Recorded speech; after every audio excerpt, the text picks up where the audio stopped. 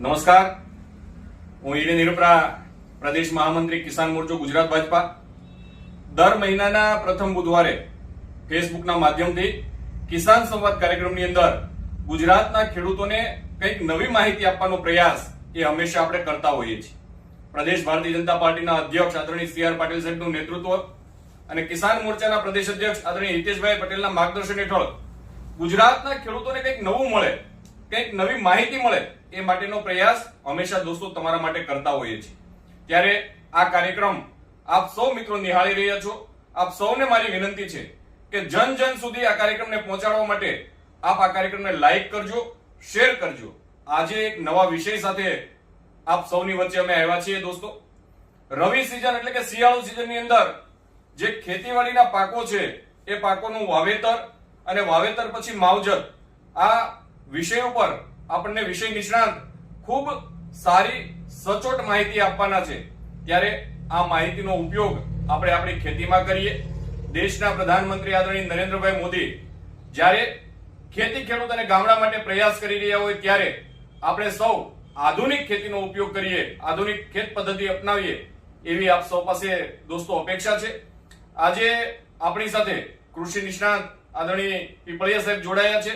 ત્યારે પીપળિયા સાહેબને હું વિનંતી કરીશ કે રવિ સિઝન કે શિયાળુ સિઝનની અંદર જે આપણા મુખ્ય પાકો છે એ મુખ્ય પાકો બાબતે આપ સૌની સાથે સવિશેષ માર્ગદર્શન સાથે વાત કરે એવી એમને વિનંતી. સાહેબ, આપનું સ્વાગત છે આ કાર્યક્રમની અંદર. અને આપ આ જે શિયાળુ પાક એટલે કે રવિ પાક છે એના વિશે ગુજરાતના ખેડૂતોને માર્ગદર્શિત કરશો. નમસ્કાર ખેડૂત મિત્રો, રામ રામ. શિયાળુ પાક ખાસ કરીને આપણા વિસ્તારમાં કે ગુજરાતમાં જોઈએ તો એક એવો પાક છે કે જે આખા રાજ્યના તમામ જિલ્લાઓમાં વવાય છે, એ ઘઉં છે. આ સિવાય છે ઘઉં સિવાય આપણે ચણા છે, જીરું છે, ધાણા છે, અમુક જગ્યાએ છે લસણ, ડુંગળી, આવા ઘણા પાકોનું વાવેતર થાય છે. એમાં ખાસ કરીને જે છે મસાલા પાકોનું આ વર્ષે એમ કહેવાય કે વાવેતર વધ્યું છે.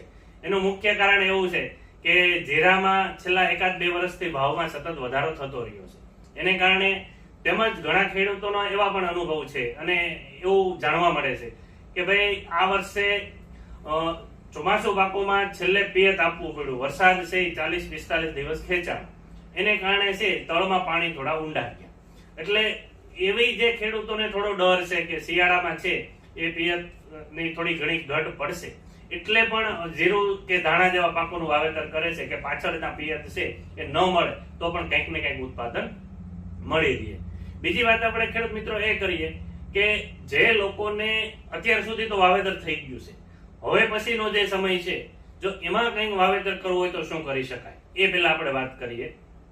તો કે શિયાળુ સિઝનમાં છે ખરેખર જો ગણીએ તો રાયડો છે, ચણા છે, ધાણા છે, જીરું છે, આના વાવેતર થયા. હવે પછી છે એ રાયડાનો સમય આમ ગણીએ તો પૂરો થઈ ગયો ગણાય, એનું વાવેતર હવે કરી શકાય નહીં. ધાણા છે એ પણ મારી દ્રષ્ટિએ હવે છે એનો સમય પૂરો થઈ ગયો ગણાય છે. એટલે ધાણા કરતા જીરું કદાચ થોડોક તમે 2-5 દિવસ કે વધીને અઠવાડિયા વાવેતર રિસ્ક લેવું હોય તો લઈ શકીએ છીએ. બાકી ઘઉં છે એનું વાવેતર હજી થઈ શકે છે. ઘઉંમાં છે આપણી પાસે ઘણી બધી વેરાયટી છે. મોટાભાગની આપણી પોપ્યુલર વેરાયટી જે છે એ 496 ને લોકવન છે, બરોબર. પણ ખેડૂત મિત્રો જો કદાચ થોડા દિવસ વાર લાગે એવું છે અને ઘઉંનું વાવેતર કરવું છે તો મોડી પાકતી જે લેટ વેરાયટી છે આપણે એનું વાવેતર કરવું જોઈએ. કૃષિ યુનિવર્સિટીની ભલામણ છે કે જો મોડું વાવેતર કરવાનું હોય તો લોકવન એક વાવી શકાય છે. આ સિવાય છે એ આપણે JW173 આ વેરાયટી પણ વાવી શકાય છે. પણ હજી આપણે એમ વિચારો કે 2-5 દિવસમાં જ વાવેતર કરવાનું છે તો 496 સિવાય 451 નંબરની જે જાત આવી છે એ છેલ્લી લેટેસ્ટ વેરાયટી છે. એનું ઉત્પાદન છે એ 496 કરતા પણ સારું છે. અને આમ ગણીએ તો એ ટુકડા ટાઈપની વેરાયટી છે તો 451 છે એ પણ વાવેતર કરી શકાય. ખેડૂત મિત્રો, માવઠું ઘણી જગ્યાએ થયું. એમ માનીએ કે ભાઈ 2 ઇંચથી માંડી છાંટા સવાય અને લગભગ જિલ્લામાં ક્યાંક ને ક્યાંક વરસાદ પડ્યો છે. તો ખાસ કરીને જે મસાલા પાકો છે એને આ વરસાદ છે એ માવઠું છે એ નડી શકે છે. કેવી રીતે? તો કે જીરું ને ધાણા જેવો પાક છે એમાં સુકારાના પ્રશ્નો વધે, કારણ કે તાપમાન છે એમ ગણીએ કે 25 થી 30 ડિગ્રી જેવું થાય. તો આ સુકારો છે એ વધે. બીજું કે માવઠું થયું એટલે ઘણા ખેડૂતો એવું કરે છે કે ભાઈ ઉપરથી છે યુરિયા ખાતરને એટલે કે નાઇટ્રોજનિયસ પ્રકારના ખાતરો આપે છે. ખરેખર આ જે મસાલા પાકો છે એમાં જો તમે નાઇટ્રોજન યુક્ત ખાતર વધારે આપશો તો ઉલટાનો સુકારો વધે છે. એટલે કે જરૂરિયાત કરતા આ ખાતરો વધારે આપવાના નથી. ઘણા ખેડૂતોને એવું હોય કે ભાઈ વરસાદ થાય, ભેજ વધી જાય એટલે ખાતર આપી દે, પણ ખેડૂત મિત્રો એવું હોતું નથી. આ બે પાકમાં ખાસ ધ્યાન રાખવાનું છે કે ખાતર તમે આપશો અને ઘણા ઉપરથી યુરિયા આપીએ તો ઝીણા દાણાનો યુરિયા હોય, સાથે ભૂકી હોય તો જીરું ધાણાના પાકમાં છે પાન છે એ બળે છે, એકદમ સેન્સિટિવ હોય છે. તો ધારો કે તમારે આપવું જ પડે એમ છે, પાયામાં નથી આપ્યું તો તમારે એ યુરિયા ખાતર છે વાવલીને આપવું જોઈએ. અથવા આના કરતા એવું લાગે તો આપ નેનો યુરિયાનો ઉપરથી છંટકાવ કરી શકો છો, એના રિઝલ્ટ પણ સારા છે. અને આ નેનો યુરિયા છે એ આપણા જ દેશનું ઇફકો કંપનીનું બનાવેલું છે, સ્વદેશી છે, એટલે બીજી કોઈ છે એમાં ઉપાધિ છે નહીં, એટલે એ વાપરવું જોઈએ.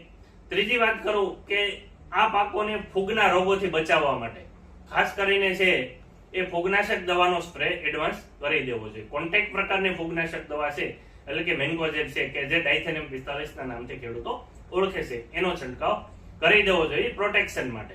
સુકારા માટે છે એ જમીનજન્ય રોગ છે તો એની માટે તમારે કાર્બેન્ડેઝિમ એટલે કે જે 22 આવે છે એનું ડ્રેન્ચિંગ કરવું જોઈએ અથવા પીએચ સાથે આપવી જોઈએ.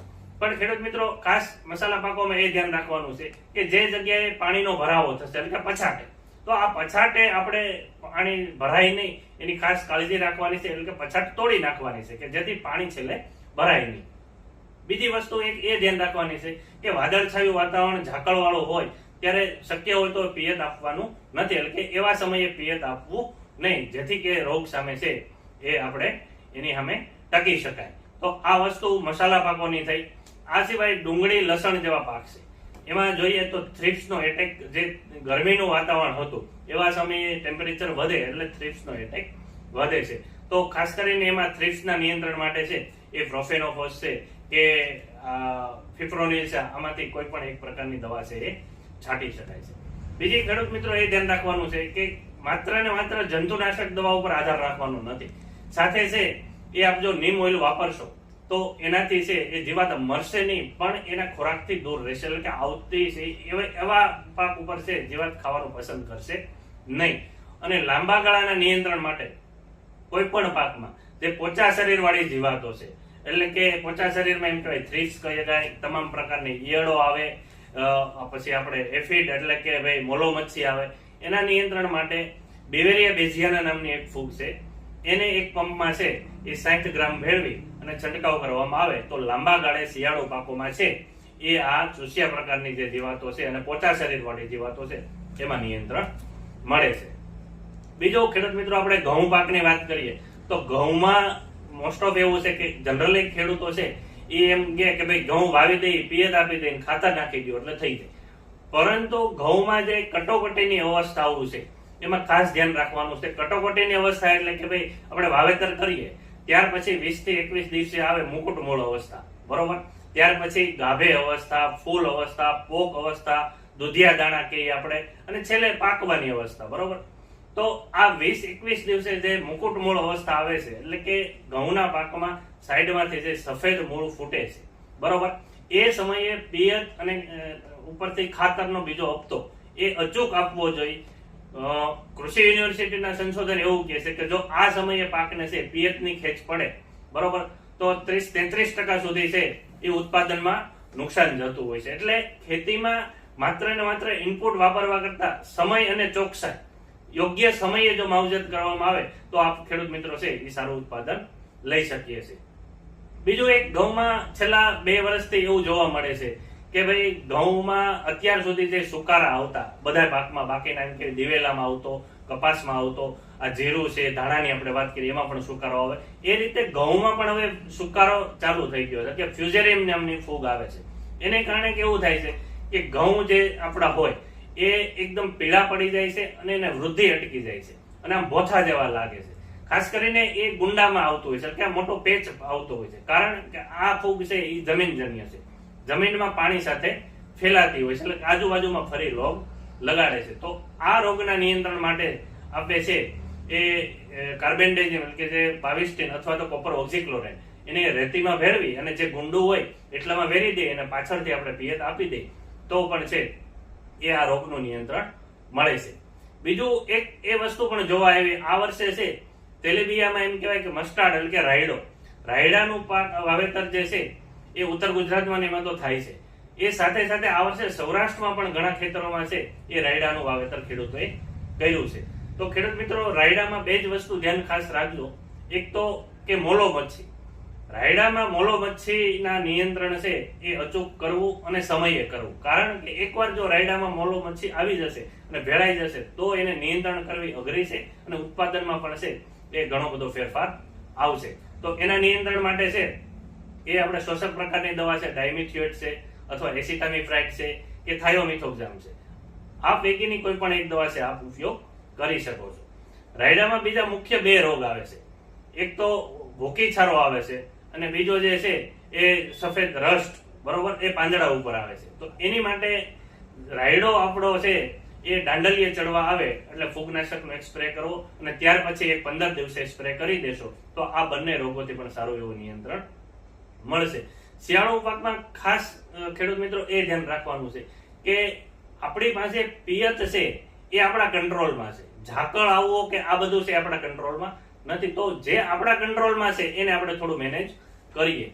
બીજું કે ઝાકળ સમયે જીરું પાક છે જો એને બચાવવો હોય તો શક્ય હોય તો ખેતરના ફરતે છે એ આપણે દેશી નુસ્ખો એટલે કે ભાઈ ધુવાડી કરી ચારે બાજુ કરવામાં આવે તો છે ઝાકળ છે ઓછો બેસે છે. તો આ વસ્તુ કરવી પડે. અથવા ઝાકળને ઘણા ખેડૂતો છે સાડીના બે છેડા ઝાલી અને કેરા ઉપર ફેરવીને ઝાકળ ઉડાડતા હોય છે. એટલે ઝાકળ જ્યારે શિયાળામાં પડતો હોય ત્યારે ખાસ કરીને આવા જે પાકો છે એમાં પિયત આપવાનું છે એ ટાળવું જોઈએ. અથવા તો છે એને આપણે ઝાકળ પડે એટલે તરત છે કોન્ટેક્ટ પ્રકારની ફૂગનાશક મેન્કોજેબ છે અથવા ક્લોરોથેનોલિન જે કવચ આવે છે એનો ઉપયોગ છે એ ખેડૂત મિત્રો કરવો જોઈએ. તો મોટાભાગના જે આપણા પાક છે એ શિયાળુ પાકની આપણે જે માવજત છે એ આ રીતે કરવી જોઈએ. છતાંય આપને ક્યાંય એવું લાગે પ્રશ્ન હોય તો જણાવજો, જે આપણે છે એનું સોલ્યુશનનો જવાબ આપણે આપશું. સાહેબ, ખેડૂત મિત્રોને આ જે ખેતીના પાકો છે એનું જે તમે દવાઓનો છંટકાવ બાકીની બધી જે માહિતી આપી એ વિશેષ કરીને વધારે કઈ માહિતી જોતી હોય તો કોનો સંપર્ક કરી શકે? આપણે પાયાથી જો હું આપ જણાવું તો ગ્રામ્ય લેવલ ગ્રામ સેવક હોય છે, એના ઉપર વિસ્તરણ અધિકારી હોય છે, ત્યાર પછી મદદનીશ ખેતીવાડી કે ખેતીવાડાની કોઈ પણ શાખાનો સંપર્ક કરી શકે છે. બીજું કે દરેક જિલ્લામાં કૃષિ વિજ્ઞાન કેન્દ્ર આવેલું છે કે જેમાં હિરેનભાઈ દરેક વિષયના નિષ્ણાત હોય છે. એટલે કે ભાઈ બાગાયતના નિષ્ણાત હોય, જંતુનાશક દવા એટલે કે જીવાતના નિષ્ણાત હોય, રોગના નિષ્ણાત. એટલે તમારા જિલ્લાનો કૃષિ વિજ્ઞાન કેન્દ્રનો પણ સંપર્ક કરી શકો છો. દરેક જિલ્લામાં એક ખેડૂત તાલીમ કેન્દ્ર આવેલું છે તો ખેડૂત તાલીમ કેન્દ્રનો પણ આપ સંપર્ક કરી શકો છો. આભાર સાહેબ, તમે ખૂબ સરસ માહિતી ગુજરાતના ખેડૂતોને આપી છે. દોસ્તો, કદાચ આપણે મંદિરે જઈએ છીએ, મંદિરની સાથે સાથે કૃષિના મંદિર એવા કૃષિ વિજ્ઞાન કેન્દ્ર અથવા તો ખેડૂત તાલીમ કેન્દ્રની પણ મુલાકાત લઈએ એ ખૂબ જરૂરી છે. રાજ્ય સરકારે વાયર ફેન્સિંગ યોજના એ અમલમાં મૂકી છે. 8 તારીખ અને 10 તારીખ ઝોન પ્રમાણે એવું ઓનલાઈન થવાનું છે. ત્યારે રાજ્ય સરકાર અને કેન્દ્ર સરકારની જે ખેતીવાડીની યોજના છે એમનો આપણે લાભ લઈએ અને ગુજરાતના ખેડૂત તરીકે આપણે ગૌરવવંતું રાજ્ય, કૃષિમાં પ્રગતિકારક રાજ્ય બનાવીએ એવી આપ સૌને મારી વિનંતી, અપેક્ષા. આવતા મહિનાના પ્રથમ બુધવારે ફરી મળવાના વાયદા સાથે આવજો. રામ રામ.